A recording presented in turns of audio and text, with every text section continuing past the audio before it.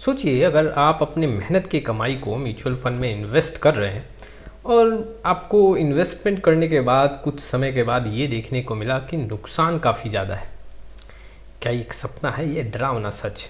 देखो, पिछले एक साल में कई ऐसे म्यूचुअल फंड हैं जहां पे रिटर्न का नेगेटिव आंकड़ा काफ़ी बढ़ता हुआ देखने को मिल रहा है। आज मैं आपके सामने तकरीबन 20 से 21 म्यूचुअल फंड का आंकड़ा रखूंगा। में अधिकतर जो फंड है वो थीमेटिक और सेक्टर फंड है। कुछ एक मिड कैप म्यूचुअल फंड का भी आंकड़ा यहाँ पे देखने को मिल रहा है। आज के वीडियो में हम जानेंगे कि क्यों ऐसे म्यूचुअल फंड सबसे ज़्यादा गिरे हैं, म्यूचुअल फंड इन्वेस्टर को क्या गलती नहीं करना चाहिए, ऐसे गलतियों से कैसे बचे। चलिए शुरुआत करते हैं, लेकिन उसके पहले mutual fund related complete solution चाहिए तो आप हमारे साथ जुड़ सकते हो। जी हाँ, डिस्क्रिप्शन बॉक्स में आए, डिटेल चेक करें और व्हाट्सअप नंबर के थ्रू हमारे साथ जुड़ सकते हो। चलिए सबसे पहले कुछ वैसे म्यूचुअल फंड्स मैं आपके सामने रखता हूँ जहाँ पे गिरावट 15% के ऊपर देखने को मिला है।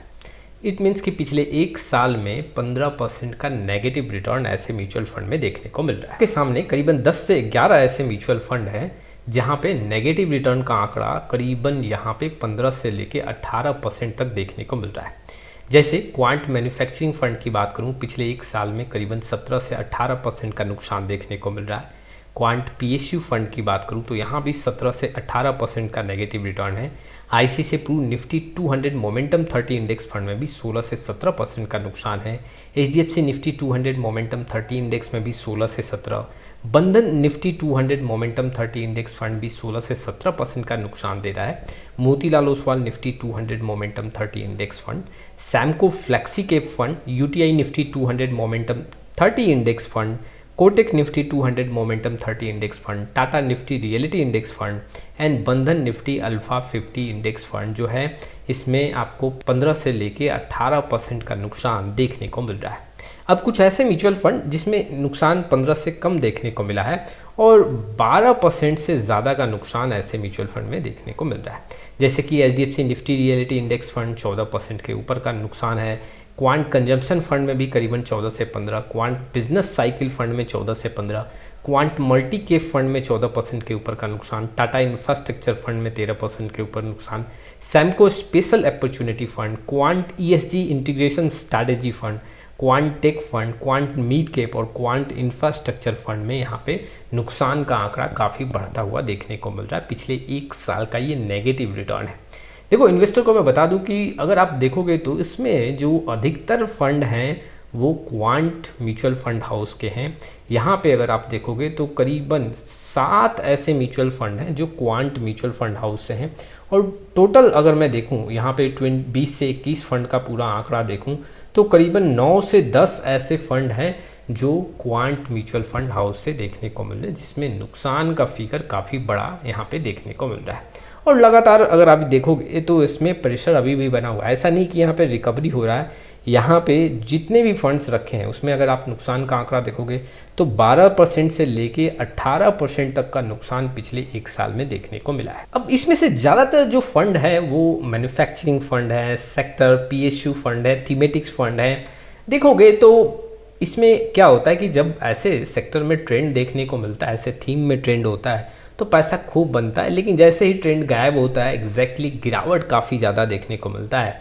और वही अभी देखने को मिल रहा है। एक समय था जब ऐसे सेक्टर और ऐसे थीम बेस्ड फंड में काफ़ी ज़्यादा पैसा बन रहा था, मोमेंटम फंड में काफ़ी बड़ा पैसा बना, लेकिन अब जैसे ही समय गया ऐसे म्यूचुअल फंड्स में नुकसान काफ़ी ज़्यादा देखने को मिलता है और पिछले एक साल में वही स्थिति ऐसे म्यूचुअल फंड में देखने को मिल रहा है। देखो, इन्वेस्टर का आम गलती क्या होता है, क्यों इन्वेस्टर को नुकसान होता है।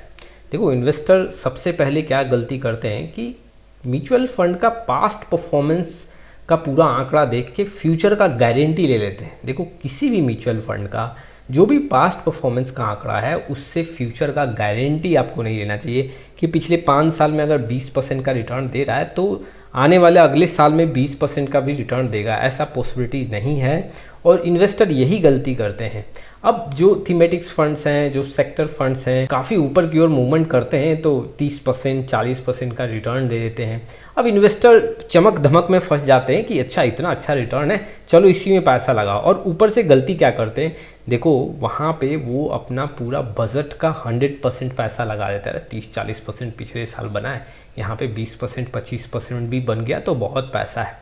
और होता क्या है कि पिछले साल ज़्यादा चमक देखने को मिला और फिर उस साल पैसा ही नहीं बना, ऊपर से नुकसान हो गया। इन्वेस्टर का आम गलती यही है कि चमक के पीछे फंस जाते हैं, यहाँ पे हिस्टोरिकल रिटर्न को देख के वो पैसा लगाते हैं। मोमेंटम फंड्स को ज़्यादा फोकस करना स्टार्ट कर देते हैं कि मोमेंटम फंड्स ने पिछले साल तो 100% के ऊपर का रिटर्न दिया तो यहाँ पे पैसा लगाओ, जबकि अब लगातार 3 साल 4 साल तक नेगेटिव रिटर्न देगा तो उससे इन्वेस्टर फंसे के फंसे रह जाएंगे। देखो, इन्वेस्टर को समझना पड़ेगा ऐसे गलतियों से कैसे बचें। देखो, एक पॉइंट आपको समझना ये है कि या तो आपको स्ट्रैटेजी बेस्ड इन्वेस्टमेंट अपना तैयार करना है, या फिर अगर आप मोमेंटम के पीछे भागते हो या फिर ट्रेंड के पीछे भागते हो तो तैयारी ये भी आपको करके रखना है कि गिरावट होगा तो उस गिरावट को आप फेस कर सको। देखो, किसी भी मोमेंटम फंड में जब आप पार्टिसिपेट करते हो या फिर किसी ट्रेंड को आप यहाँ पे फोकस करते हो तो पैसा कई बार बन जाएगा, लेकिन कई बार आपको नुकसान भी देखने को मिलेगा। हो सकता है गलत समय पे आपने वहाँ पे एंट्री बनाया और ट्रेंड वो ख़त्म हो गया, मोमेंटम ख़त्म हो गया और फिर वहाँ पैसा नहीं बनेगा। तो देखो, अगर इससे बचना है, ऐसे नुकसान से बचना है, ऐसे गलतियों से बचना है, तो सबसे अच्छा पॉइंट क्या है कि आपको स्ट्रैटेजी बनाना पड़ेगा कि कैसे हम यहाँ पे म्यूचुअल फंड से प्रॉफिट रेगुलर बनाएं, एक कंसिस्टेंसी रिटर्न पाएं, और स्ट्रैटेजी पे काम करना पड़ेगा, ना कि फंड के पीछे भागो जो पैसा ज़्यादा बना के दे रहे हैं। आप यहाँ पे कुछ एक्टिव फंड्स ले सकते हैं, लेकिन थीमेटिक्स और सेक्टर फंड से दूरी बना के रखें, मोमेंटम फंड से दूरी बना के रखें। इन्वेस्टमेंट कर भी रहे हैं ऐसे फंड्स को जैसे कि सेक्टर और थीमेटिक्स फंड्स को या फिर मोमेंटम फंड्स को भी जगह दे रहे हैं, तो 15% का एलोकेशन एक रख सकते हैं, ज़्यादा से ज़्यादा 20% का एलोकेशन दे सकते हैं, इससे ज़्यादा नहीं। अगर इससे ज़्यादा अगर आप एलोकेशन दे रहे हो तो आप रिस्क ले रहे हो, और मानो या ना मानो अगर आपके पोर्टफोलियो में ऐसे फंड्स में एलोकेशन ज़्यादा होगा तो एग्जैक्टली ओवरऑल जो आपका एक नेगेटिव का फिगर है उसमें आपको ज़्यादा बड़ा फिगर देखने को मिल सकता है। जब मार्केट में ट्रेंड नहीं होगा, मार्केट कंसोल होगा, मार्केट में डाउन ट्रेंड मूव होगा। अब इन्वेस्टर को मैं ये भी बताना चाहता हूँ कि 1 साल के बेसिस पे फंड्स के क्वालिटी का भी पता नहीं चल सकता है। अगर आप रिस्क ले सकते हैं और ऐसे फंड्स को आप अपने पोर्टफोलियो में जगह दे रहे हो एक लिमिटेड एलोकेशन के साथ, तो आपको ज़्यादा समय देना चाहिए। अब ऐसे जो नुकसान हो रहे हैं, ऐसे गलतियों से आपको क्या सीख लेना चाहिए? एक तो आपको थीमेटिक्स, सेक्टर, मोमेंटम फंड्स के पीछे नहीं भागना है, ट्रेंड के पीछे नहीं भागो, क्योंकि अगर आप ट्रेंड के पीछे भागोगे तो हो सकते हो 10 टाइम्स में से 5 to 6 टाइम्स गलती कर बैठो और नुकसान ज़्यादा हो जाए। दूसरा जो क्या है, शॉर्ट ड्यूरेशन में आंकड़ा हम देख रहे हैं, ठीक है, लेकिन शॉर्ट ड्यूरेशन के बेसिस पे आप अपने पोर्टफोलियो में बहुत बड़ा चेंजेस ना करो। हाँ, लिमिटेड एलोकेशन के साथ सेक्टर, थीमेटिक्स और ऐसे फंड्स को जगह दे रहे हो, मोमेंटम फंड को, तो आपको कंटिन्यू करना चाहिए। और हर साल अपने पोर्टफोलियो का रिव्यू, रीबैलेंसिंग का ख्याल रखें, ये काफ़ी ज़रूरी है।